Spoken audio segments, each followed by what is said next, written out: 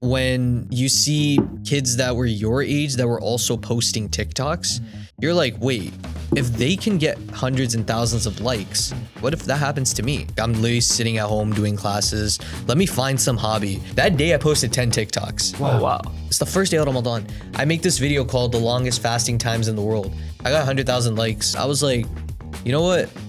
This might actually be something.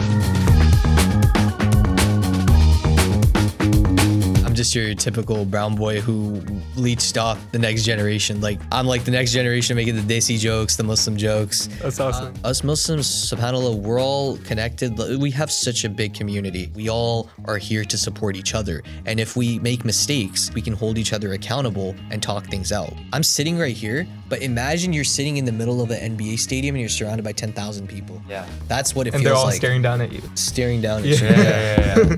Chris Hemsworth, he says movement creates motivation.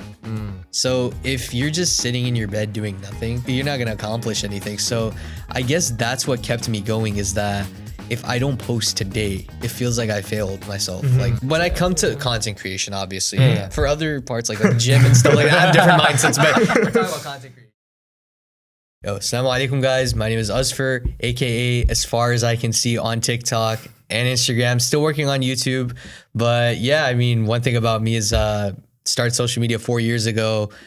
Make jokes about, you know, the Muslim niche and the Desi niche, and the rest is history. That's awesome. Yeah. So I guess if you had to describe to someone who's never seen any of your content before, you had to give them a quick overview of everything in 1 or 2 sentences. Oh yeah, like literally me, I'm just your typical brown boy who leached off the next generation. Like the past content creators, I jumped on the wagon to be the next generation. So I'm like the next generation making the Desi jokes, the Muslim jokes. That's awesome. Not even just jokes, to be honest. Sometimes providing value to people whenever I can. Right on. Yeah. That's good. When'd you start? I started in COVID, like when COVID started, actually.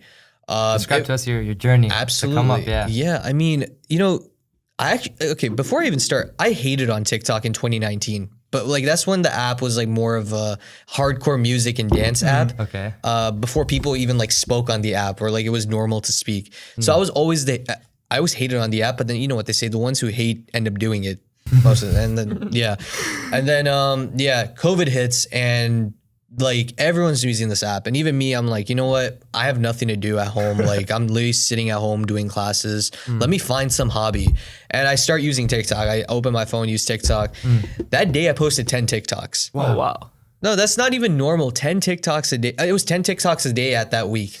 I think one video did take off, but not like viral. Like, well, to me at the time, it was like 4,000 likes. Okay. But to me, that was a lot. Like even like, because back then, even I thought like 100 likes was like a lot. But I see 4,000, I'm like, whoa. We're still at that stage, so. Oh no, I'm just saying, like, you know, I know. I'm still thankful, alhamdulillah, right? Alhamdulillah. But yeah, I know, but I kept posting, and then one day, it's Ramadan, like it's the first day of Ramadan. I make this video called The Longest Fasting Times in the World. Because, and then my mindset behind this was like, if I can have people talk about, you know, a certain topic, especially with like the fasting times, I'm going to get a lot of people in one space to talk about this. And no one's done it. Yeah. Because TikTok was still like becoming trendy at the time. And like there were things that people haven't touched up on. Now people have pretty much done everything. But during that time, I made this video. I got 100,000 likes in like 10 hours. Like I was sleeping too. That's crazy. I woke up and I was like, you know what? This might actually be something. Then that video went viral. Another video I posted went viral. Then, you know, it all followed pursuit, and here we are. Right on. Yeah. So real quick, you said that was 2020, right? What month around? April. Wow, right. That's right in the really beginning. interesting. Yeah, April because like, 2020. I'm shocked that it got that much, because like, I mean, obviously that really showed how many Muslims were on the platform and how many of them were waiting for content too. Well, also you got to understand, right? When COVID happened, I think also Muslims that actually not even Muslims, like people reverted that year too. That's a good point. They wanted to be like in their masjid and stuff, but they were like, you know what? We can find our people online as well. And that's what really helped. Yeah. And relate to these people and actually connect with people too. Yeah, for sure. Yeah. That's good. So if we take a step back a little bit, could you describe to us your childhood growing up and a little bit about your schooling and all that? Sure. I mean, my childhood was like pretty much any other kid in the Bay Area. I know, you know, it was just, I mean, we would always have fun, but then growing up, you'd see like all this competition and stuff. I was new to that whole sphere. And because, you know, being like a typical brown boy, you know, our parents push like academics, just, you know, to be like, you know, successful. They want nothing but success for us at the end of the day. Yeah. I know some kids, you know, don't want to listen to that, but they really want what's best for you. But with that, you have to chase your interests. And that's what I did. Even though, alhamdulillah, I do want to say this though. I did finish university. I didn't drop out. But I just want to like let people know you can still do university and do social media and chase your interests. But definitely that's one thing I do encourage, and like that was my journey. Like, you know, if I were to like, you know, if my childhood self saw what I'm doing now, I don't think my childhood self would like believe this is happening. Like, yeah. It's like you kind of didn't expect it to go this way, no? Not at all. Yeah. No. So you started like normal. You said like you described it, normal Bay Area kid. Normal Bay go to Area school. kid, and then just posted some TikToks TikToks every and day, and then then just stayed consistent. And yeah, I mean, yeah, I think you brought up a really good point there that like there's a lot of people who just go two extremes. There's like either you spend all your life in college and not college necessarily, but school, and you don't do anything else. You never put those dreams aside, you know, set them maybe in the future after you're successful. Right. Or you take the other route of like dropping out. Of course. I mean, look, our parents, they are like, you know, I'm assuming like all of us, like, you know, our first generation, right? Our parents, they, you know, made a lot of sacrifices to come here, you know, they've worked really hard to give us this life so that we can pursue our interests. So just because they said like, you know, go to school, that's not just one thing. You can also do other things. You can do social media, work on a brand, do a podcast, you know? There's like a bunch of other things you can do. They really worked hard for us to be comfortable here. Yeah, right on. Yeah, no, 100%. That's good. So before you made that first TikTok, had you ever explored content creation or filmmaking or any of that before? Nope. Nothing. Yeah. So you just Not went at all. straight in. This right here, I don't have any equipment, guys. Like, hold up. Can I show my phone? Okay, Sure. this is all I do. That's my setup. And it works. And it works. It definitely works. Obviously, lighting needs to be good. The natural lighting has to be there. So hopefully the window has the right lighting at the time of the day. So Or on the other hand, bad lighting can make for a good video too. Like for the reaction stuff. that's true. Yeah. It gives it like a natural feel. That's good. Yeah, but my setup wasn't anything like actually what I just did. That wasn't my setup. My setup was a bulletin board, and I would stick my phone onto it, and that was it. Nice. I don't do that anymore, obviously. Now it's more, I usually just hold my phone or like, you know, have a tripod with a ring light, but I barely use it. Okay. But I still have it. I have it for the sake of it. Right on. On the topic of content, so, you know, like in your technically your niche is like the Muslim Desi space. What made you get into that space instead of like other content? Yeah, I mean, I think I said in the beginning. So, I mean, growing up, I would watch a lot of content creators on YouTube because that was the hottest platform at the time. TikTok and Instagram weren't really like pushing out content because obviously Instagram was pushing pictures. TikTok was more of a dancing app, right? But I think when you see kids that were your age that were also posting TikToks, you're like, wait, if they can get hundreds and thousands of likes, why don't I try this? What if that happens to me? And then I also realized like, you know, they say like when the old person retires, it's time for the young bloods to come in, right? And usually that applied in the professional fields, but you can also apply it on social media, to be honest, because at some point someone is gonna like fall off and be irrelevant, and then it's time for the next person to come in. It's how social media works, right? So then I was like, you know what? Let's just do it. Like, take the risk. Like, just don't, you know, you have to do it.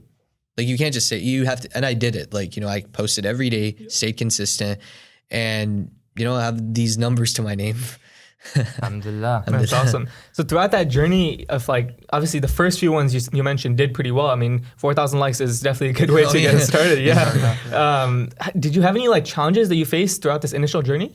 I think, okay, so when I first started, I think one thing I had in my head was what would my family say?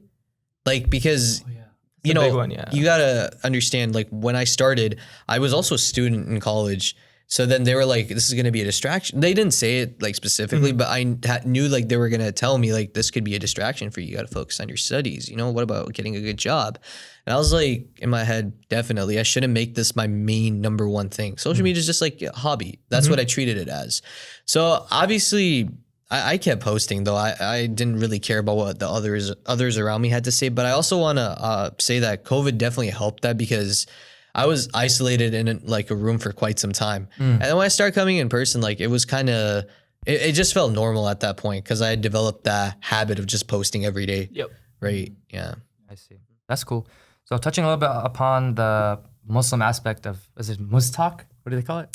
TikTok? Muslim TikTok. Muslim TikTok, right? Muslim TikTok, Muslim Reels. What? Yeah. I don't think there's a word for it yet, But it definitely exists. Oh yeah. And what do you, if you have a word on the importance of that? Because I think you're one of like the OGs of that space. Because if like you said, 2020, that's when everything started taking off. So Right. Can you touch a little bit upon the importance of having that? I think, right, it's really, I mean, when COVID hit, right, and like I said, there were a lot of Muslim reverts that wanted to connect. The fact of the matter is, like, us Muslims, subhanAllah, we're all connected. We have such a big community. Like, it's not even just like, you know, where we're at in the Bay Area. It's just all around the world. We're all connected. Like, we will all help each other. And I think that's what's important. We all are here to support each other. And if we make mistakes, I'm not perfect myself, by the way, right? We all make mistakes. We can hold each other accountable and talk things out. We don't have to be like, oh yeah, no, we got to beat this person up. No, like we all hold each other accountable the right way. And that's what's important, right? When you are representing your community, you represent them the right way and not the wrong way. It's very important though, as a Muslim, especially as a young Muslim. When I was 17 when I started. Yeah. And when you gain a big platform, that's okay. I was 17 and I hit 100K followers like in the first 6 months, which is not normal. Like to think, if you think about it, like 17 years old, 100K followers. Yeah. It's actually like a big achievement. No, and it never hit me. It's still these numbers haven't hit me to this day. But I still know the importance, because like anything I say will be taken seriously, and anything, you know, I do have to hold myself accountable, and my community will hold me accountable to it. Yeah. I see. That is a very good point. Yeah. And I'm sure, like, obviously while you were creating this sort of content at the beginning, you said there wasn't too many challenges in the sense of like, obviously your family cared, but what about like peer pressure and your friends and everything like that? Like, did they care too much, or like you honestly didn't bother you? I just want to give a big shout out to my friends. I'm not gonna say their names, obviously, but I have you got to surround yourself with, you know, good friends, because if you surround yourself with bad company and people that put you down, you're never going to achieve your goals. You got to surround yourself with people that encourage you. Like, yeah, I mean, you should do it. Like, even like at least, or like friends that say, at least you're trying and you're putting in the effort. Not friends that kind of put you down like, oh, you're doing TikTok, like, bro, that's so cringy. Like, if you have those kinds of friends, those aren't your friends. And even if they say like, oh, they're keeping it real with you, no, they're not. They're holding you back. I see. Yeah, no, I mean, I can say like, even from like as small of an audience as I have, like, let's say like, I think 400 subscribers, something like that on YouTube. It's nothing compared to like the normal, like the numbers of like when you think about creators. But even that small number, you have to think of those as people. Like, do you know how much 400 people is? That's a lot of people. That's a lot to think about in that sense. That's a lot of people. A lot of times, I think, like you mentioned, these numbers really don't start, like they just become numbers. No, they feel like numbers. Yeah. But also one mindset that I had was, if I get 10K views, that's half an NBA stadium. Think about that, bro. That's true. I'm sitting right here, but imagine you're sitting in the middle of an NBA stadium and you're surrounded by 10,000 people. Yeah. That's what it feels like. And they're all staring down at you. Staring down at you. Yeah. Good point. Yeah. So I guess, when was it that you started taking it seriously like that? Like, obviously when you posted your first few videos, you probably didn't have that mindset then, right? I think it's when I started meeting other creators that were in my same niche. Yeah. Because we were all, no, I wasn't the only Muslim creator, obviously, at the time. There were so many Muslim creators out there that we all connected. We would all be on FaceTime calls, getting to know each other, talking about our goals. But then one day, or no, not even one day, like we got to a point where, you know, things started opening up, and we made a plan to meet each other, like in Dallas. And then we got to know each other, and then we understood the importance of how serious it is for the platforms that we are gifted by Allah subhanahu wa ta'ala. This is all a gift. Anyone can do it. This content creation, I'll tell you guys right now, like anyone can do it. It's just, it's all a blessing. Like, it all comes from Allah first and foremost. Definitely, yeah. A lot of people overlook that. Yeah, definitely. It is like, I know some people think like, oh, but you have to have all the skills. Not really. I mean, you just have to do it. And if it really takes off for you, that's a sign like you're being given a gift and you got an 100%. opportunity. Yeah. Yes. Yeah, Definitely. and even if it doesn't take off, that doesn't mean you should stop. It just means No, Yeah, yeah. keep trying. At least you tried. Like if it didn't work out for you, you know, you can still explore it, right? If you you know, it's still there. It's still, never left the table. Yep. Right. And the most important thing is like you should have learned something through that process. Absolutely. Yeah. Learning from your mistakes. Oh yeah, 100%. Yes. So take us through, I guess, the timeline of starting in April 2020 until not where you are now, but you know, let's say the peak of like where everything really started blowing up. I think, okay, sure. When I started April of 2020, I mean, like I said, I posted 10 TikToks a day.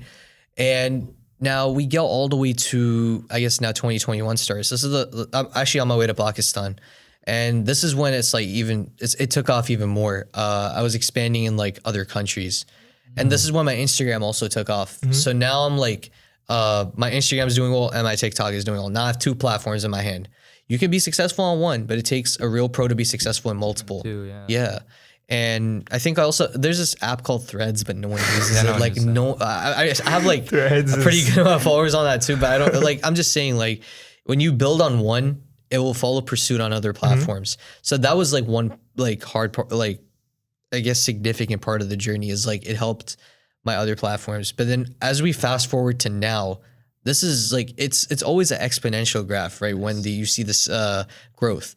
This year alone has probably been my best year in terms of views and like you know all that engagement. Yep. So as a content creator, I guess every year you look at it, you will see like if you're just consistent, you'll see growth every single year. But you'll never know like how far that growth goes. You can't control the algorithms. You can only control like what you make, and I guess like how many people like I guess shared. Or no, sorry, you can't control that. But like if people like you know like your content, they will stick with you because they'll be like, oh, this guy posted this. Yeah, let's share it. Yeah. I see. Definitely. So touching a little bit on that, the idea that the content. So you're a very relatable guy on Instagram. Oh yeah. So where do you come up with all these ideas? Like, how do you know all this stuff that we all Bro, relate to? it's literally just everyone has the same experiences. And also like this is where I want to come back to the point of like where you surround yourself with good friends. The conversations that you have with your friends, that's where my ideas come from. Oh wow. That's awesome. Yeah, no, I mean, No, literally, we'll talk about something and then like this one video I made, it was like something about like this one friend who eats all this food but is skinny, and then this one friend who eats. that's like, your most viral one, I think it's my most viral one It's too. like, I think 41 or 46 million on Instagram. Yeah. That was in Ramadan too. That's the funny. No, but There's a pattern. Ramadan's been doing good for you. I mean, also like food videos is like hack. I see. Obviously, I didn't eat in front of the camera this year because actually, I don't know if I told y'all, I took a break from TikTok for Ramadan. It was because I posted for 3 straight years up until this point, or like 3 straight years and maybe a couple months you want to put into that. Okay. So then by that Ramadan, I'm like, I'm taking a break. And I'll still like, you know, don't have to worry about like all this relevancy, like, oh, he fell off. Like, no, I'll be back and, you know, I'll be stronger than ever. Yeah. Yeah, Right for sure. That's definitely a good mindset, I think. Like, it seems that you're showing us that like you were like resilient and you surround yourself with good friends. And one of the things I really admire about you is your consistency. 100%. So could you touch on how you're able to stay consistent? And like just importance of consistency when it comes to short form. I get asked this a lot. I don't know how to answer it, but I guess when it comes to consistency, Chris Hemsworth, do you know who that is? Chris heard the name. Thor, right? Thor, yeah. The actor who played Thor. Yeah. It's always a quote that he said that stuck with me. Is he says movement creates motivation.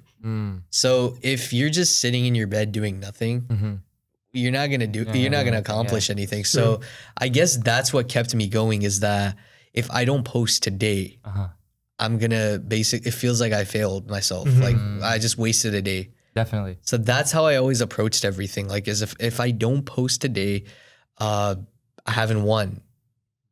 It's a really good mindset. When I come to content creation, obviously, for other parts like the gym and stuff like that, I have different mindsets, but we're talking about content creation. Right on. Yeah. It's a really good point.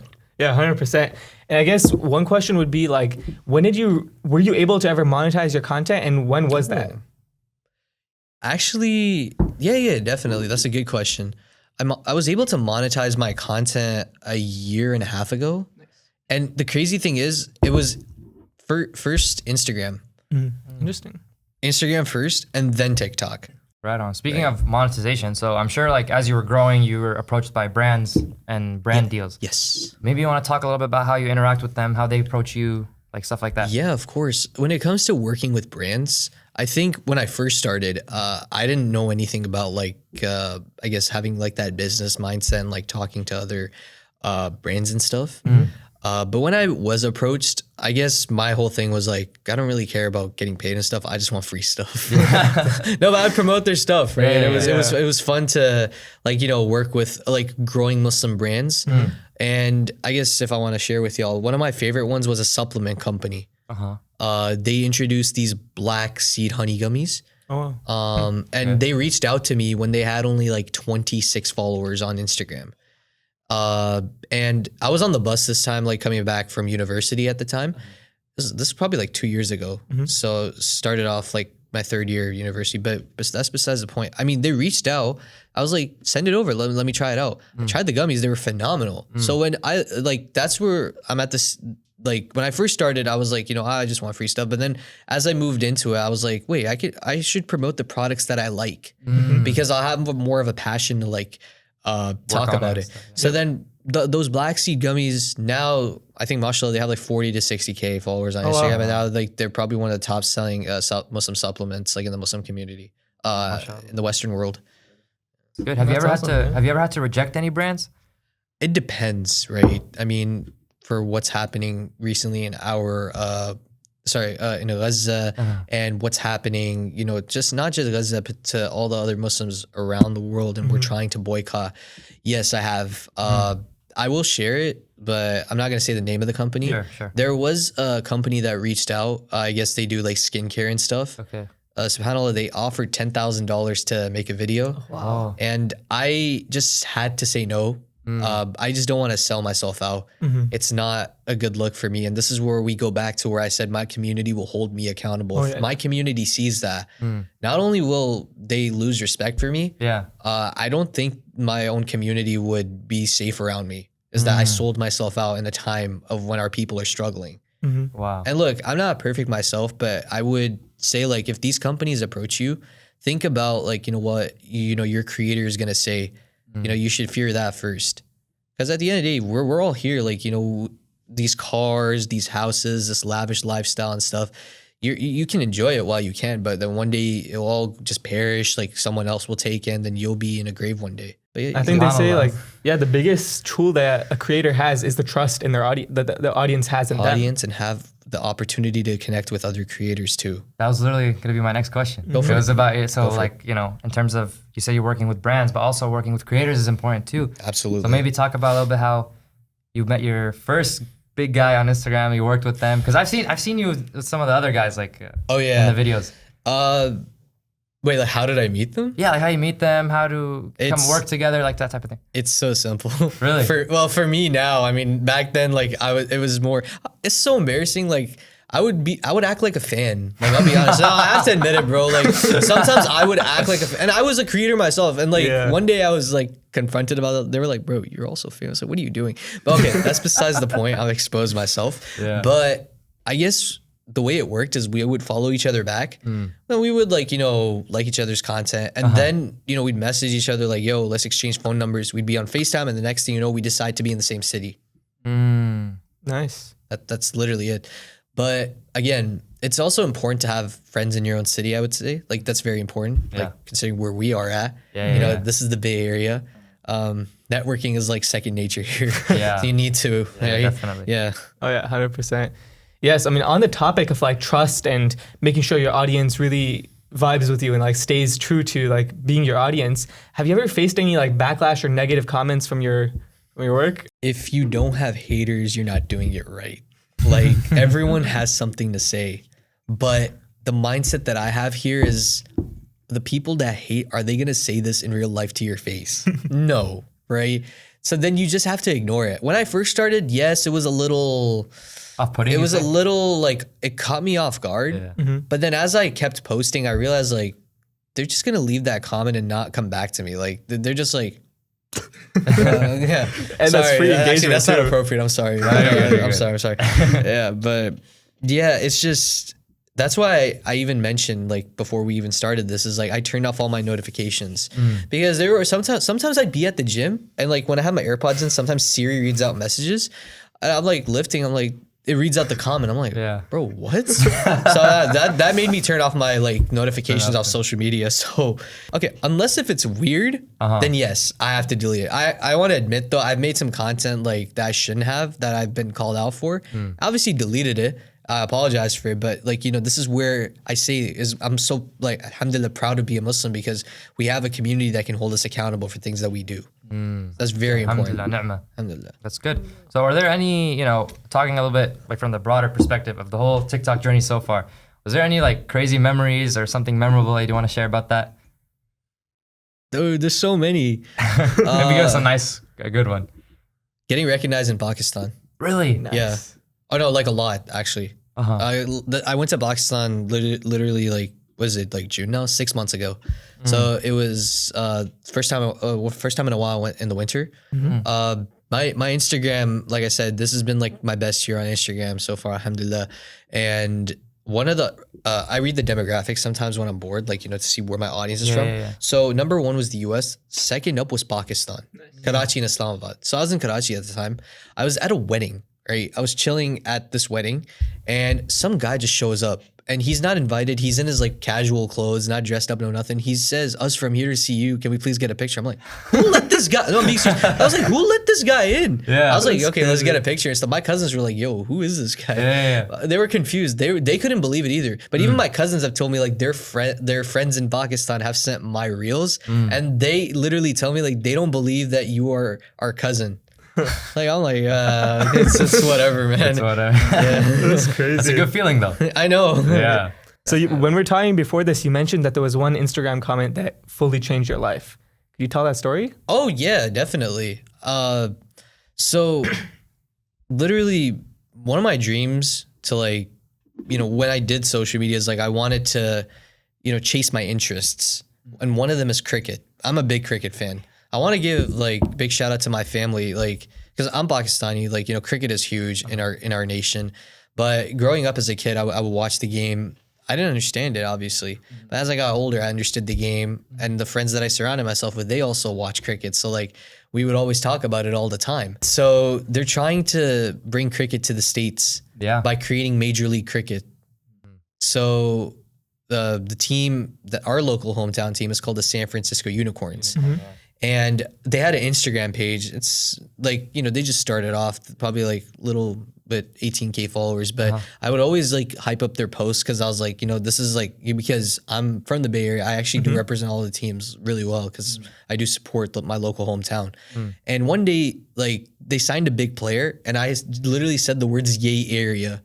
And then in the next 2 hours, they reach out to me and say, "Hey, Azfar, you know, we noticed that you're a Bay Area kid who loves cricket. We would love to hop on a Zoom call with you sometime and talk about this." I'm like, okay, sure. And then that whole Zoom call was everything I dreamed of, man. They were like, you are going to make videos with Haris Rauf, who's a bowler for Pakistan. Like, you know, you can also meet the players, talk to them, tell them like how you feel about cricket growing in the United States. And I mean, the rest was history. We wrapped it up yesterday, and I will remember for the rest of my life. Oh yeah, that's awesome. Man. That's cool. I want to ask you though, cricket. I have no idea of how cricket works or anything. You know, we only watch soccer, bro. So, football. But yeah, can you tell us a little about cricket? I mean, I'd be interested to hear. No, wait. Explain the whole history of the sport. I can't explain cricket on a podcast, man. Really? No, I guess what is it? Like, give me a quick overview. Okay. Yeah, sure. It's just like baseball, but like it's a 360-degree grass pitch. It's not like a diamond where baseball is like 4 bases. Do you still see yourself in 5 years making content and following this path? Like I said, I mean, it just depends on like how, like I'm also like still on the job hunt. Like I haven't like, you know, left that off the table, but I want to treat my social media as a like project. It's something on the side. It's my personal brand as well, or like somewhat of a personal brand. I just don't want to like, you know, let go of it, like still have it, and then also like work a job and like, you know, learn those skills as well. Cause we're in the Bay Area. This is a place of innovation, networking, and really just, you know, chasing innovation. I don't know if I think I mentioned innovation twice, but yeah, what I'm saying is like, you are like, that's also my thing. I do want to help innovate as well. I just don't want to do social media forever.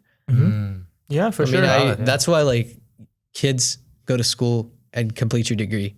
Very Don't important. listen to those guys that are saying drop out of school, don't fall for the matrix. Don't listen to these people. They're selling you a course. And I guess if there were a few takeaways that a listener should take away from this podcast, what do you think they should be? Key takeaways. Always be yourself first and foremost. Don't chase something and be something you're not. And surround yourself with a good group of friends. Always surround yourself with a good group of friends because they will, you know, determine your life in the next 5 to 10 years. Obviously, your families will be with you, but you also have to surround yourself with the people that you want to be successful with, and they want to see your success as well. And then lastly, try your best, and Allah subhanahu wa ta'ala will do the rest. 100%, yeah. Actually, that's So good. usually at the end of our episode, we do a few rapid fire questions. Time for rapid fire. Real quick, before we get into those, What? Okay, wait, that wasn't on the. Okay, sure. it's a surprise for our No, guests. yeah, you know? low key. All right, 3, 2, 1. What's your all-time favorite movie? Oh, Shawshank Redemption. That's Okay. fine. Do you have a favorite family tradition? Eid. Okay. Nice. Board games or video games? Which do you prefer? Oh, board games. Okay. Nice. Do you have a current hobby you're passionate about? Basketball. Right on. Do you have a favorite childhood story? The line "Try your best and Allah subhanahu wa ta'ala will do the rest." That's a key one. No, it actually is. Yeah. Yeah. Definitely. Who is your favorite comedian of all time? Wait, no. Okay. No. We can skip that one if you want. Aziz Ansari. I actually don't watch comedians. Okay, for sure, yeah. If there was one person you could collaborate with on social media, who would it be? Marzi. Oh damn. Yeah. That's good. What's the best and worst compliment you've ever received? Best compliment. I mean, I guess like my cologne smells good. Okay. The worst compliment, I smelled bad.